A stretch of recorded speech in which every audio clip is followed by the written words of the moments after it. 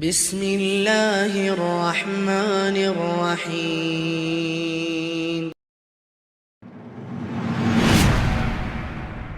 الله أحد الله الصمد الله الصمد لم يلد ولم يولد لم يلد ولم يولد ولم يكن له كفوا أحد ولم يكن له كفوا أحد. بارك الله فيك. الحمد لله الذي حكم وقدر وبشر وأنذر أقام هذا الكون على الميزان والعدل امتن على من شاء من عباده بفضل نحمده سبحانه حمدا يليق بحكمته البالغة وقدرته الباهرة وأشهد أن لا إله إلا الله وحده لا شريك له وسع كل شيء رحمة وعلما وأحاط بكل شيء قدرة وحكما وأشهد أن محمدا عبده ورسوله الميزان الأكبر والسراج الأزهر صلى الله عليه وعلى آله الطيبين السادة والصحابة أولي القوة والأبصار والريادة والتابعين لهم بإحسان وسلم تسليما كثيرا ما سبحت الأفلاك الدائرة والخلائق المتكاثرة. أما بعد،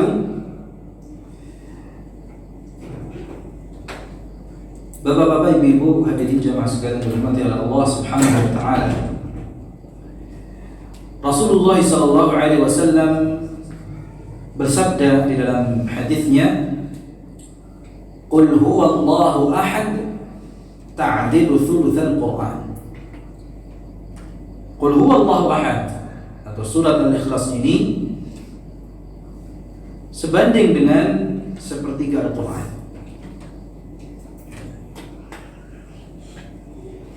Dalam hadis ini disebutkan bahwa suratul Ikhlas kalau dibaca maka itu sebanding dengan membaca sepertiga Al-Quran. Namun apakah membaca surat Al-Ikhlas sekali sebanding dengan sepertiga Al-Quran sebagaimana yang dimaksud orang-orang? Telah kita jelaskan di pertemuan sebelumnya. Apa yang dimaksud dengan sebanding sepertiga Al-Quran? Para ulama menjelaskan dengan banyak penafsiran terkait sabda beliau sallallahu alaihi wasallam ini.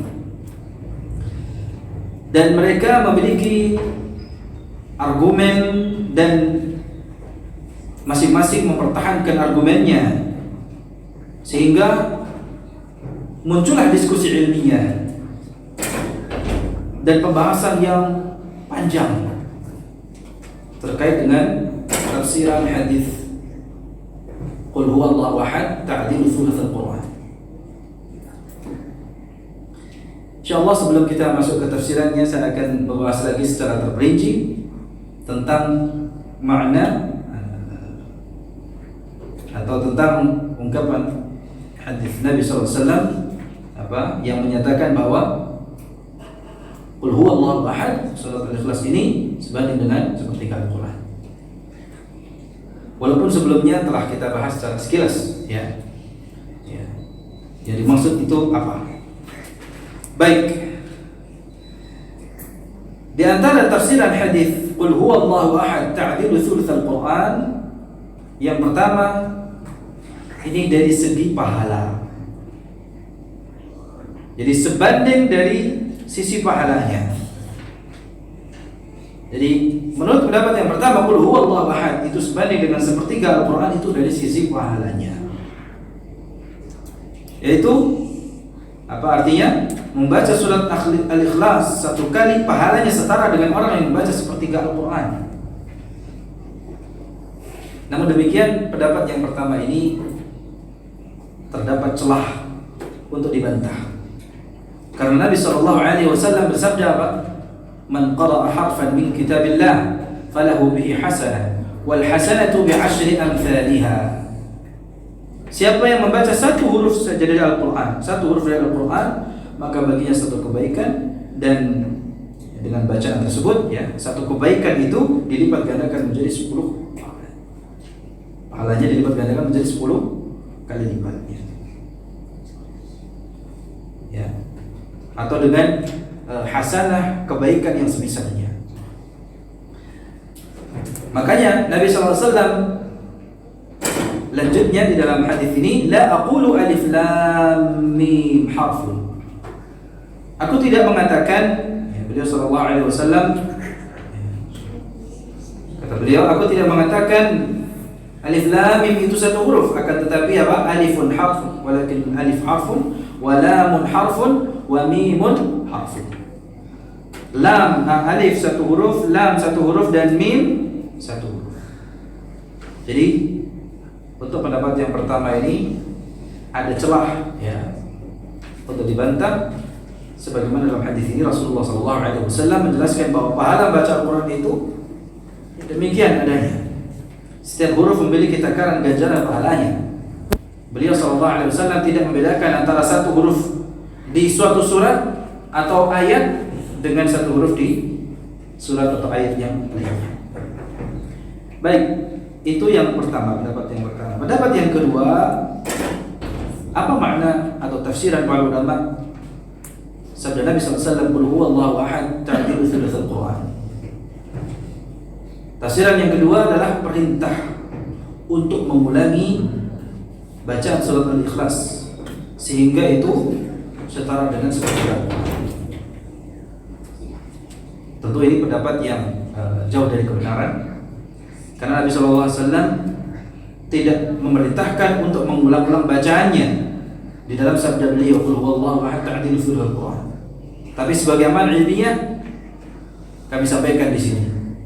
Ya. Jadi bahwa ada yang berpendapat bahwa yang dimaksud dengan qul huwallahu ahad ta'dilu thulutsal Qur'an adalah perintah untuk mengulangi bacaan surat Al-Ikhlas ini sehingga itu setara dengan sepertiga Al-Qur'an. Ya. Namun pendapat ini jauh dari kebenaran dan kita sampaikan sebagai bentuk amanah ilmiah. Ya, bahwa memang ada ulama yang menafsirkan demikian. Nabi SAW di dalam hadis itu kan tidak memerintahkan untuk mengulang-ulang bacaan surat Al-Ikhlas. Ya. Bahkan Nabi SAW bersabda dalam hadis dari Abu Darda radhiyallahu an, beliau sallallahu alaihi wasallam bersabda, "Ayajizu ahadukum an yaqra'a fi lailatin thulutsal Qur'an?" Apakah salah seorang di antara kalian mampu membaca satu malam sepertiga Al-Qur'an? Qalu, "Wa kaifa yaqra'u thulutsal Qur'an?" Kata para sahabat, bagaimana mungkin bisa orang itu membaca dalam semalam sepertiga Al-Qur'an? Ya, siapa di antara mereka yang mampu membaca sepertiga Al-Quran dalam semalam? Maka kata Nabi SAW, qul huwallahu ahad ta'dilu thulutsal Quran. Rasulullah SAW bersabda, qul huwallahu ahad itu sebanding dengan sepertiga Al-Quran. Nah, dalam hadis ini ya, diriwayatkan oleh Imam Muslim, Nabi tidak menyebutkan pengulangan. Satu kali baca saja, maka itu sebanding dengan sepertiga Al-Quran. Baik, pendapat yang ketiga, pendapat yang menyatakan bahwa yang dimaksud dengan qul huwallahu ahad itu sebanding dengan sepertiga Al-Quran, ya, itu setara dari sisi konteks atau isi suratnya. Dan ini sebagaimana yang kami jelaskan di pertemuan sebelumnya. Karena Al-Quran itu terbagi menjadi 3, ya. Jadi ada 3 bagian utama dalam Al-Quran. Yang pertama tentang apa? Bisa? Terus apa? Ya.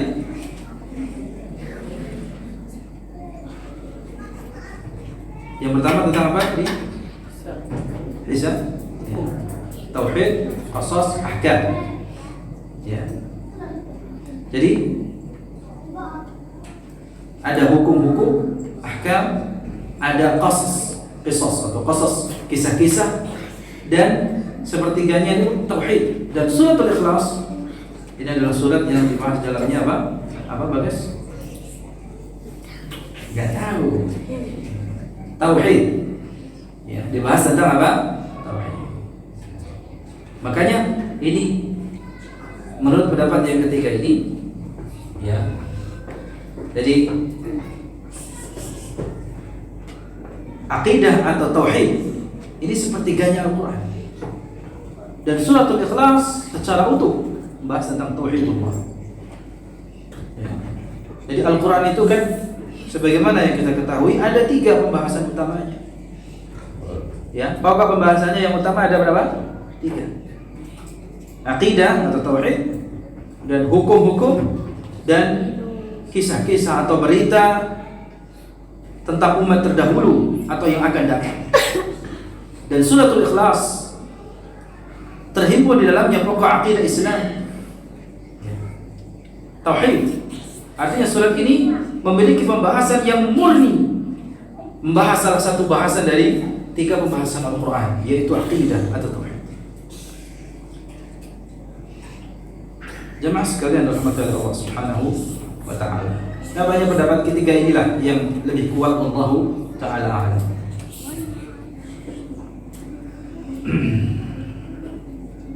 Baik jemaah sekalian rahmati Allah Subhanahu wa ta'ala. Ya, berikut ya, kita bahas ya tafsirannya. Qul huwallahu ahad. Ya, itu sudah kita ambil ayat yang pertama. Sekarang kita masuk yang kedua. Atau sebelumnya qul huwallahu ahad, katakanlah ya, dialah Allah yang Maha Esa. Di situ ada lafzul jalalah Allah. Apa artinya? Allah, lafzul jalalah. Dan di antara nama Allah dan termasuk Ismullahil A'zam, nama Allah yang paling agung yaitu apa? Allah. Yang apabila seorang hamba berdoa dengan nama tersebut, kalau dia minta pasti akan diberi. Kalau dia berdoa menyeru kepadanya, maka pasti akan direspon, akan diijabah. Ya, maka di antara doa yang diajarkan di pertemuan sebelumnya apa? Apa doanya? Seperti yang diucapkan oleh salah seorang sahabat, ya. Gimana doanya?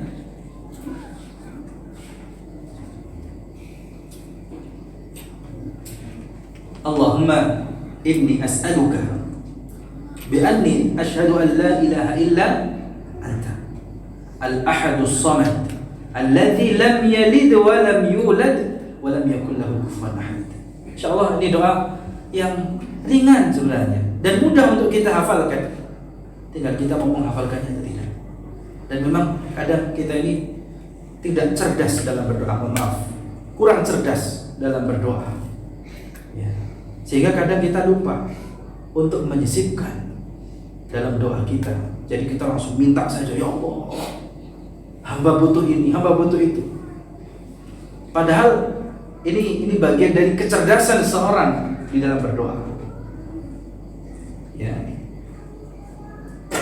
Sebagaimana ada salah seorang yang masuk ke dalam masjid, ya. Seseorang yang sholat kemudian dia berdoa dengan doa tadi.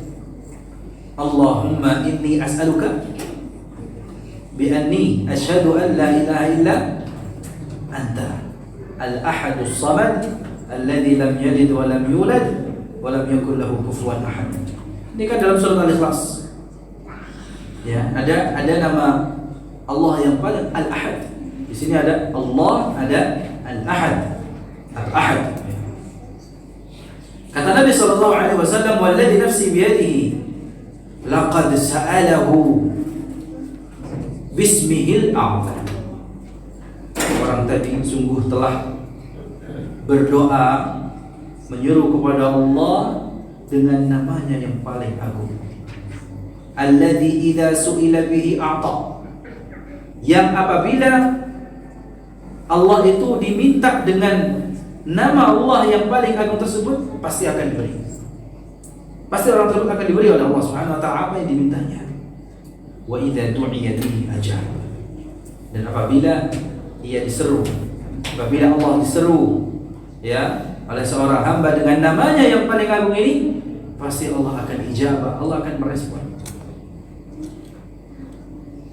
Oleh karena itu, di antara bentuk kecerdasan seorang hamba dalam berdoa, ya, disebutkan dengan namanya yang paling agung. Ya, Ahad. Ya. Allahu Ahad. Ya. Yang Allah itu sendiri adalah zat yang kita sembah, yang kita tauhidkan, kita agungkan, kita ibadahi dengan penuh kecintaan dan pengagungan. Laisa lahu mathil wa laisa lahu syarik. Tidak ada yang serupa dan tidak ada sekutu baginya. Ya. Bal huwa mutafarridun bil jalali wal 'azamah. Ya. Allah itu Esa, Allah Maha Esa. Ya. Tidak ada tandingan, tidak ada yang setara serupa. Ya, tidak ada yang menyerupainya, dan tidak ada satupun makhluk yang sebanding dengannya. Ini kata-kata yang memang tidak digunakan untuk menetapkan kepada siapapun selain Allah. Ya, karena Allah dialah zat yang maha sempurna dalam seluruh sifatnya dan perbuatannya.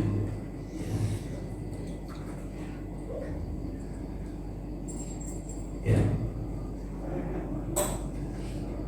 Sebagaimana juga dalam ayat berikutnya, Allahus Samad, jumlatun mustaqillah.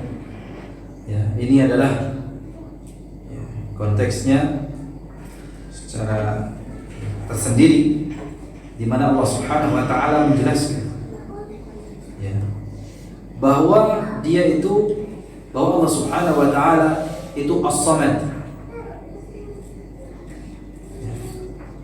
As-Samad itu adalah salah satu di antara nama-nama Allah yang nama Allah yang indah. As-Samad itu adalah ismun min asma'illahil husna. Ya, karena kita sebut kata ini mufrad, ya, tunggal, maka kita katakan ismullah. Ya, kita katakan ismun, bukan asma. Kalau asma itu kalau dalam bentuk jamak. Tapi kalau kita menyebut satu nama itu ismun. Walaupun mungkin sah-sah saja, wallahu a'lam, kalau disebut asma, ya, tapi tidak sesuai dengan kaidahnya. Jadi kita katakan as-samad itu adalah ismun min asma'illahil husna, salah satu di antara nama-nama Allah. Kalau kita sebut asma itu artinya apa? Nama-nama. Jamak dari apa? Ismun. Asma'ullah itu artinya nama-nama Allah al-husna yang indah. Jadi as-samad itu adalah salah satu di antara nama-nama Allah yang dimiliki olehnya, nama-nama Allah yang indah yang dimiliki olehnya. Dan para ulama salaf menjelaskan tentang mana as-samad itu berbeda-beda. Ya.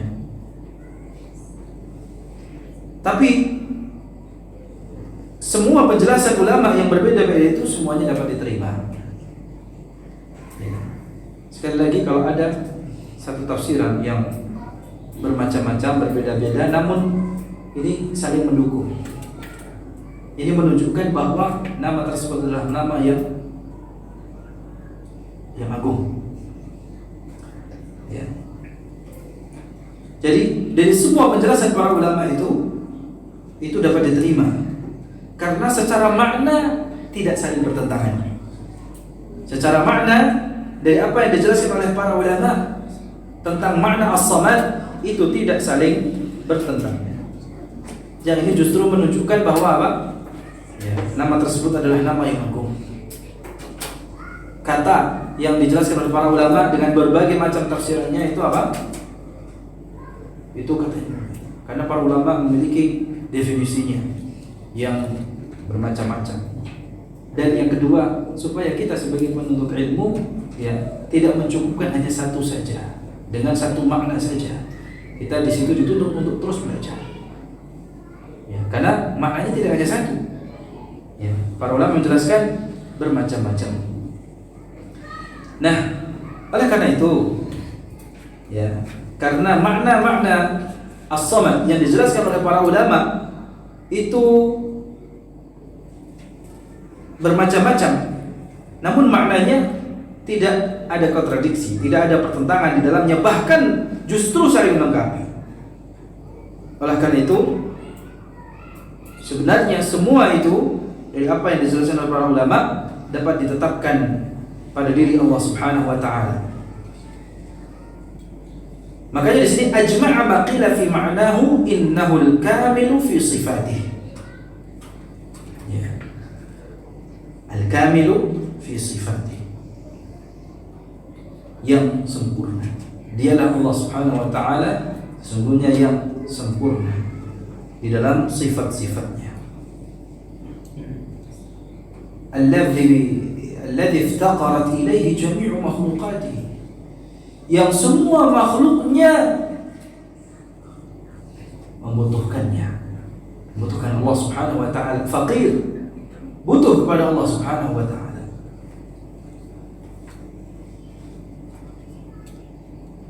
Faqad ruwiya 'an Ibn Abbas anna as-samad huwa al-kamil fi 'ilmihi, al-kamil fi hilmihi, al-kamil fi 'izzatihi, al-kamil fi qudratihi ila akhir ma dzukira fi athar.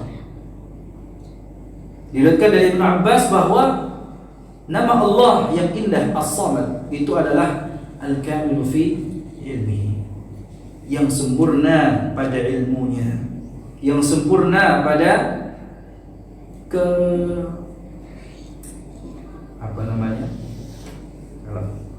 kelembutannya, ya, ada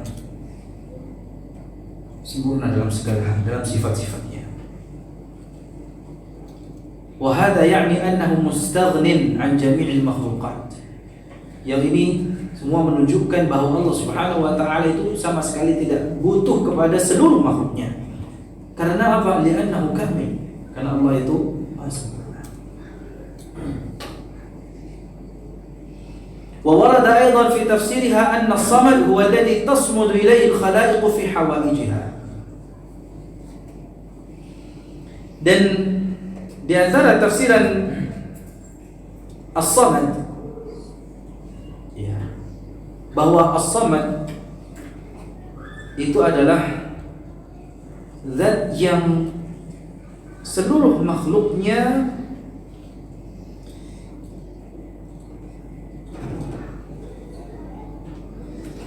itu merasa butuh, atau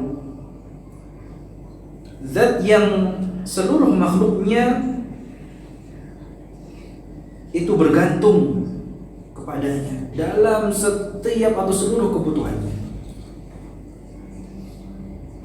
Ini menunjukkan bahwa seluruh makhluknya itu sangat butuh kepadanya. Makanya wa ala hadza fayakunu al-ma'na al-jami' lis-samad, ya, apa itu? Al-kamil fi sifatihi alladhi iftaqarat ilaihi jami'u makhluqatihi. Ya. As-samad adalah al-kamil fi sifatihi, zat yang maha sempurna dalam seluruh sifatnya, yang seluruh makhluknya itu membutuhkannya. Ya. Seluruh makhluknya itu bergantung kepadanya dalam semua, ya, atau dalam setiap apa yang dibutuhkannya. Itulah makna as-samad. Ya, selain apa juga yang dijelaskan oleh para ulama dari makna as-samad, ya, ada yang memaknai juga sebagai Rabb, ya, yang segala sesuatu ya menghadap kepadanya dalam memenuhi semua kebutuhan dan permintaan mereka, sebagaimana pendapatnya Ibnu Abbas radhiyallahu anhu dan Ikrimah. Ada juga yang memaknai as-samad itu sebagai as-sayyid, penguasa yang kekuasaannya itu sempurna. Ada juga yang memaknai as-syarif, yang maha mulia, yang kemuliaannya sempurna. Al-azim, yang maha agung, yang keagungannya sempurna. Al-halim, yang maha santun, sempurna dalam kesantunannya, kesabarannya yang sempurna. Al-alim, yang ilmunya sempurna. Al-hakim, yang bijaksana, yang kebijaksanaannya itu sempurna. Dialah yang maha sempurna dalam seluruh sifat kemuliaan dan kekuasaan dan kemahasuciannya. Sifatnya ini sekali lagi tidak layak kecuali hanya baginya. Tidak ada baginya tandingan dan tidak ada sesuatu pun yang dapat menyamainya. Maha suci Allah, Zat yang Maha Esa dan Maha Perkasa. Ini juga pendapatnya Ibnu Abbas radhiyallahu anhuma, ya, dari riwayat Ali bin Abi Thalhah radhiyallahu anhu. Dan di antara makna samad lainnya adalah yang maha kekal setelah semua makhluknya nanti binasa, sebagaimana pendapatnya Al-Hasan dan Qata'. Ada juga yang maknai as-samad al-hayyul qayyum, yang maha hidup, maha berdiri sendiri dan mengurusi yang lainnya, yang tidak akan binasa, sebagaimana pendapatnya Al-Hasan. Ya. As-samad adalah sebagaimana juga yang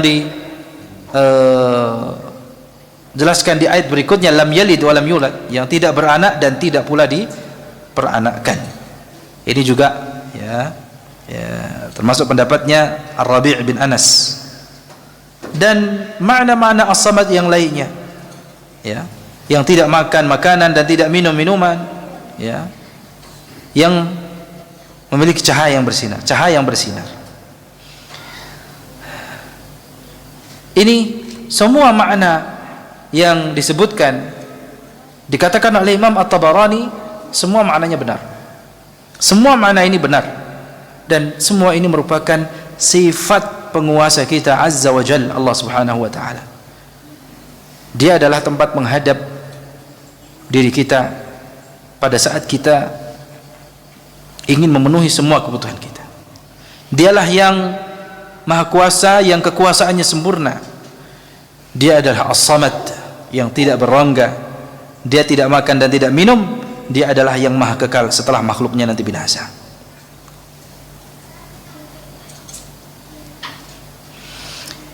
Di dalam kitab Tafsir Juz' Amma yang ditulis oleh Syekh Musa'id At-Tayyar hafizahullah, ya, beliau termasuk pakar ulama, pakar ilmu Al-Quran dan juga tafsir Al-Quran saat ini, ya, yang kitabnya tidak sedikit jadikan muqarrar, ya, dalam di pesantren-pesantren, ya, atau di kuliah, di ma'had Al-Quran, ya.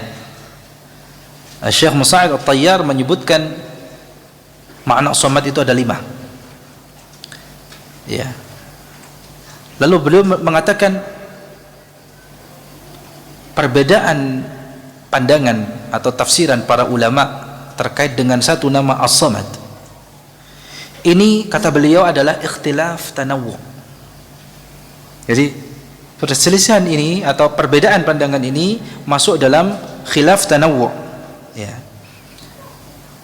Hanya perbedaan jenis semata, karena tidak bertentangan, gitu ya. Perbedaan tafsiran ini tidak saling bertentangan, tidak kontradiktif, ya. Jadi ikhtilafnya namanya apa? Tanawwu', bukan ikhtilaf tadad. Jadi ada ikhtilaf tanawwu', ada ikhtilaf tadad. Sebagaimana variasi bacaan Al-Quran. Ini kita kan sekarang berbicara satu kata memiliki banyak makna.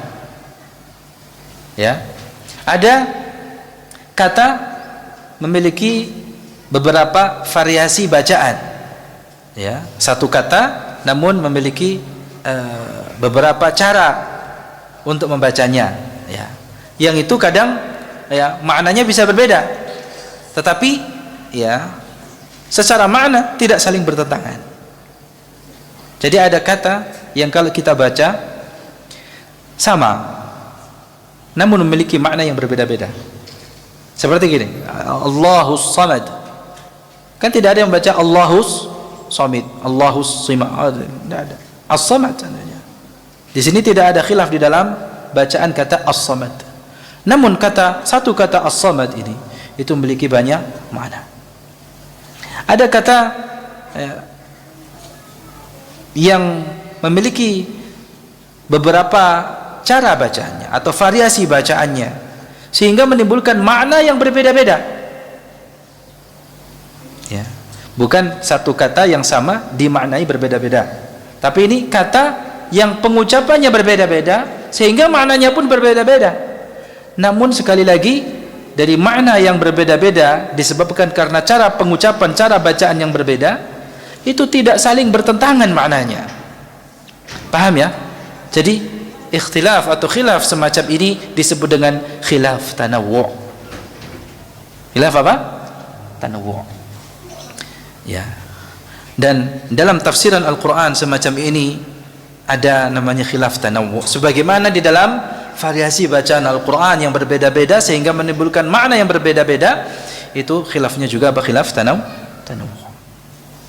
Dan dalam beberapa hal itu dapat menghasilkan kesimpulan hukum yang berbeda-beda, namun itu justru menjadikan khazanah Islam atau ilmu kita, wawasan kita jadi semakin luas dan pada akhirnya menjadikan dalam kita beragama itu selalu ada pilihan. Ya. Karena kondisi kita itu kan masing-masing berbeda. Ya.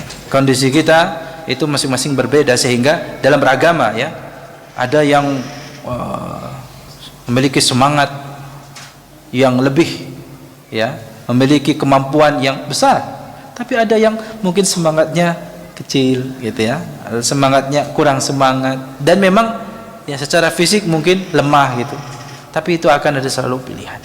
Dan ini sekaligus untuk menunjukkan bahwa Al-Quran yang di dalamnya terhadap syariat agama kita itu memudahkan. Wallahu a'lam. Jadi kata Syekh Musa'id At-Tayyar di sini,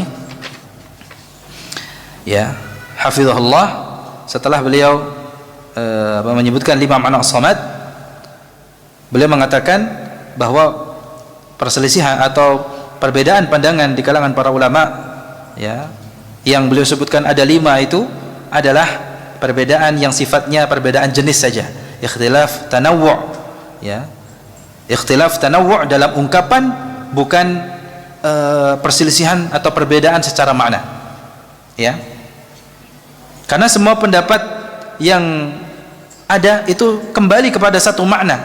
Apa itu? Yaitu sifat Allah yang tidak membutuhkan perkara yang dibutuhkan oleh makhluknya. Silakan dicatat ya, bahwa semua pendapat yang disebutkan oleh para ulama itu semuanya kembali kepada satu makna. Ya, apa itu tadi? Mustaghnin an jami'il makhluqat. Ya, sifat Allah itu yang tidak membutuhkan apapun perkara yang dibutuhkan oleh makhluknya, karena saking sempurnanya kekuasaannya. Dan kata beliau, janganlah merisaukanmu pengingkaran sebagian khalaf terhadap sebagian makna-makna yang diriwayatkan dari salaf. Demikian juga anggapan mereka bahwa perkataan-perkataan salaf ini tidak didukung oleh bahasa Arab, karena itu adalah perkataan orang-orang yang sebenarnya tidak memahami kedudukan tafsir para salaf, dan dia tidak mengambil faedah ketetapan makna-makna lafaz lughah atau bahasa dari tafsiran salaf. Wallahu a'lam. Demikian yang dijelaskan oleh Syekh Musa'id At-Tayyar hafizahullah ta'ala di dalam tafsir juz' ammanya terkait dengan kata as-samad. Ya.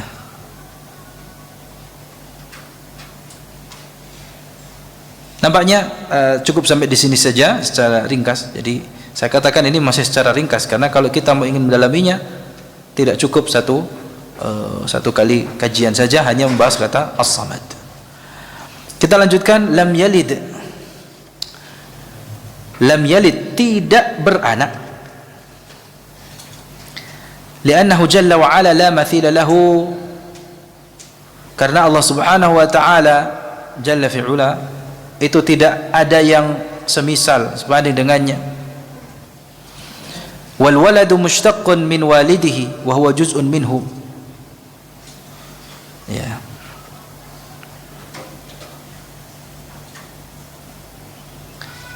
Yang namanya anak itu seorang anak itu dihasilkan dari orang tuanya, karena yang namanya anak adalah bagian dari orang tua. Ya.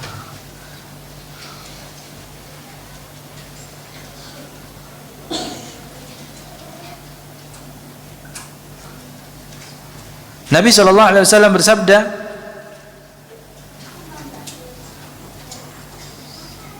ya, menyifati Fatimah putrinya. Beliau SAW mengatakan terkait dengan Fatimah, innaha bid'atun minni.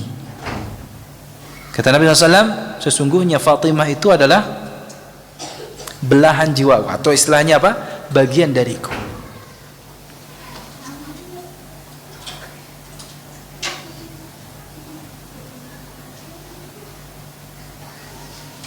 Ya, bahwa Fatimah itu adalah ya bid'atun minni,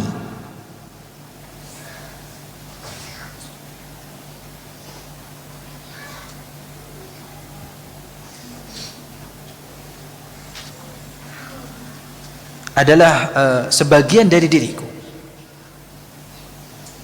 Dan Allah Azza wa Jalla itu la mathila lahu, ya, tidak ada yang serupa dengannya.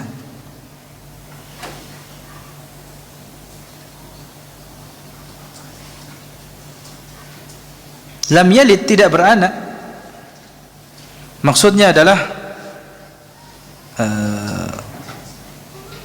Allah tidak memiliki anak yang sehingga Allah dapat mewariskan warisan kepadanya, atau tidak beranak yang kemudian anak itu mendapatkan warisan.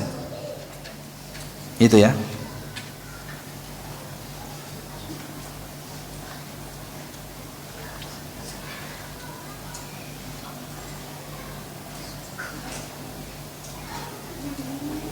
Dan orang tua itu membutuhkan anak. Yang namanya anak itu menjadi ya kebutuhan orang tua. Orang yang berkeluarga itu membutuhkan anak. Ya, supaya apa? Keturunan itu tetap terjaga. Kalau ada pasangan suami istri, ya seperti yang ini kita berbicara dari sisi makhluk, ya, bukan Allah Subhanahu wa ta'ala. Di barat sana, atau bahkan mungkin sudah di negara kita, ada semacam kayak gerakan free child, ya, nggak punya anak, nggak mau punya anak. Ini merupakan sebuah ketidaknormalnya, abnormal, ya, ketidaknormalan, ya, orang yang berkeluarga. Orang yang memiliki pasangan, orang yang berkeluarga, membina keluarga, pasti ingin mendapatkan anak. Ya, ini ada orang yang berkeluarga tapi tidak mau punya anak, gitu ya. Maka ini keluar dari ya kenormalan ya, seorang. Maka kalau kita sebagai makhluk kita butuh, ya, kalau kita berpasangan, maka ada hajah, kebutuhan di situ untuk mendapatkan anak atau memiliki seorang anak sehingga dapat meneruskan keturunannya gitu kan. Ya. Tidak seperti orang yang menyimpang, berkeluarga tapi tidak mau memiliki anak karena dianggap anak itu apa? Beban. Ya, bisa mempengaruhi atau bahkan menghilangkan rezekinya. Ini sungguh ya suatu penyimpangan yang nyata. Kalau itu sebagai seorang makhluk, ya, kita nampaknya tidak akan sempurna keluarga kita kalau tidak ada kehadiran anak. Karena itu menjadi sebuah kebutuhan kita di dunia ini. Ya, dan ada kebutuhan memang di sana apa? Ila baqa'in nasl, supaya apa? Keturunan itu terus ya berlanjut, ya. Berbeda dengan Allah Azza wa Jalla yang sama sekali tidak membutuhkan anak. Oleh karena itu Allah Subhanahu wa taala lam yalid. Ya. Allah Subhanahu wa taala tidak beranak. Walam yulad, dan tidak diperanakkan. Sehingga ayat ini menetapkan bahwa Allah itu tidak memiliki anak dan Allah ada tidak lewat perantara orang tua. Berbeda kita dengan makhluknya.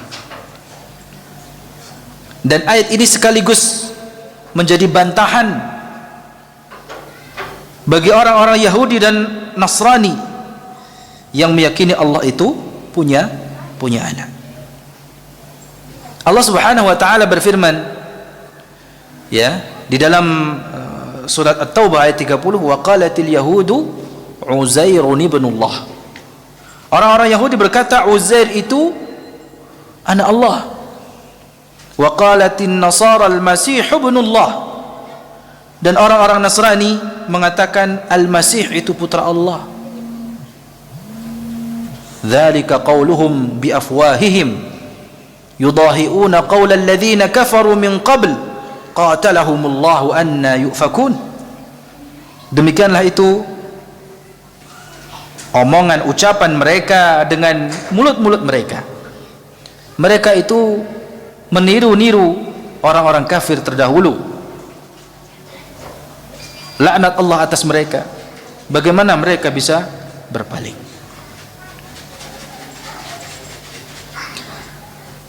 Walam yakul lahu kufuwan ahad. Dan tidak ada seorang pun ya kufuwan yang setara ya ahad seorang pun. Jadi tidak ada seorang pun yang setara dengan dia. Lam yakun lahu ahadun musawiyan fi jami'i sifatihi. Dalam semua sifatnya tidak ada yang setara. Jadi yang pertama Allah menafikan orang tua dan anak ya, atau Allah juga menafikan apa yang serupa dengannya, sehingga surat ini memiliki keutamaan yang sangat agung, sehingga Nabi SAW pantas bersabda innaha ta'dilu thulutsal Quran ya.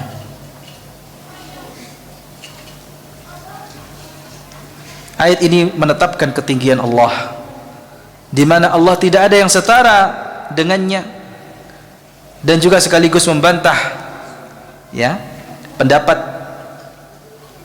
orang-orang Yahudi dan Nasrani yang menyamakan Allah dengan makhluknya ya, seperti keyakinan mereka yang termaktub dalam kitab mereka bahwa Nabi Ya'qub itu berkelahi dengan Allah, kemudian Nabi Ya'qub mengalahkan Allah. Maha suci Allah dari apa yang mereka sifatkan kepada Allah.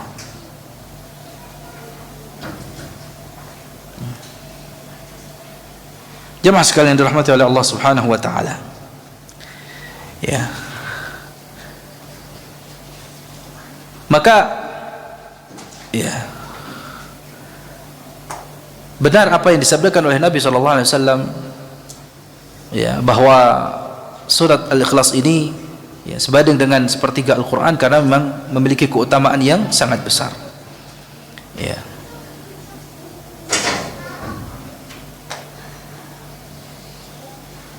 Nabi SAW mengabarkan, la ilaha illallah wahdahu la syarikalah lahul mulku wa lahul hamdu wa huwa ala kulli syai'in qadir.